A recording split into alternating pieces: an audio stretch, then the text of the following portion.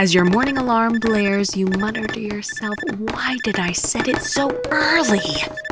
While brushing your teeth, you think, "I need a haircut." Unless, rushing out the front door, you reach for your keys and realize they're not there. Frustrated, you shout, "I can't do anything right!" just in time to notice your neighbor. Being caught talking to yourself can feel embarrassing, and some people even stigmatize this behavior as a sign of mental instability. But decades of psychology research show that talking to yourself is completely normal. In fact, most, if not all of us, engage in some form of self-talk every single day. So, why do we talk to ourselves? And does what we say matter? Self-talk refers to the narration inside your head, sometimes called inner speech.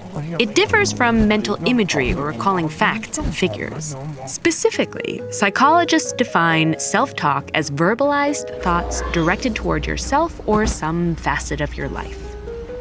This includes personal conversations like, "I need to work on my free throw." But it also includes reflections you have throughout the day, like, "The gym's crowded tonight. I'll come back tomorrow." And while most self-talk in adults tends to be silent, speaking to yourself out loud also falls into this category. In fact, psychologists believe our first experiences with self-talk are mostly vocal, as children often speak to themselves out loud as they play. In the 1930s, Russian psychologist Lev Vygotsky hypothesized that this kind of speech was actually key to development. By repeating conversations they've had with adults, children practice managing their behaviors and emotions on their own. Then, as they grow older, this outward self-talk tends to become internalized, morphing into a private inner dialogue. We know this internal self-talk is important and can help you plan, work through difficult situations, and even motivate you throughout the day. But studying self-talk can be difficult. It relies on study subjects clearly tracking a behavior that's spontaneous and often done without conscious control. For this reason, scientists are still working to answer basic questions like, why do some people self-talk more than others? What areas of the brain are activated during self-talk? And how does this activation differ from normal conversation? One thing we know for certain, however, is that what you say in these conversations can have real impacts on your attitude and performance. Engaging in self-talk that's instructional or motivational has been shown to increase focus, boost self-esteem, and help tackle everyday tasks.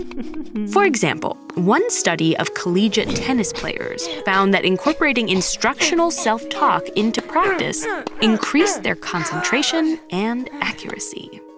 And just as chatting to a friend can help decrease stress, speaking directly to yourself may also help you regulate your emotions. Distanced self-talk is when you talk to yourself, as if in conversation with another person.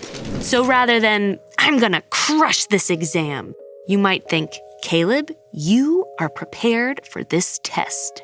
One study found that this kind of self-talk was especially beneficial for reducing stress when engaging in anxiety-inducing tasks, such as meeting new people or public speaking. But where positive self-talk can help you, negative self-talk can harm you. Most people are critical of themselves occasionally, but when this behavior gets too frequent or excessively negative, it can become toxic. High levels of negative self-talk are often predictive of anxiety in children and adults. And those who constantly blame themselves for their problems and ruminate on those situations typically experience more intense feelings of depression. Today, there's a field of psychological treatment called cognitive behavioral therapy, or CBT, which is partially focused on regulating the tone of self-talk. Cognitive behavioral therapists often teach strategies to identify cycles of negative thoughts and replace them with neutral or more compassionate reflections. Over time, these tools can improve one's mental health. So the next time you find yourself chatting with yourself, remember to be kind. That inner voice is a partner you'll be talking to for many years to come. Do you ever have trouble concentrating on and completing tasks? Learn more about the relationship between self-talk and procrastination with this video. Or for more actionable, science-based advice on how to build strengths of heart, mind, and will, visit ed.ted.com/buildcharacter.